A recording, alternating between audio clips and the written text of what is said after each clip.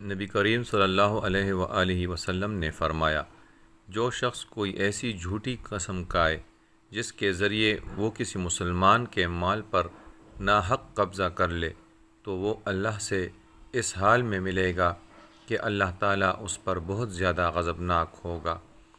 اور پھر اللہ تعالیٰ نے سورہ آل عمران کی یہ آیت نازل فرمائی کہ جو لوگ اللہ کے عہد اور اپنی قسموں کے ذریعے دنیا کی تھوڑی دولت خریدتے ہیں، آخر آیت تک۔ پھر اشعث رضی اللہ عنہ آئے اور پوچھا کہ ابو عبد الرحمن عبداللہ بن مسعود رضی اللہ عنہ نے تم سے کیا حدیث بیان کی ہے؟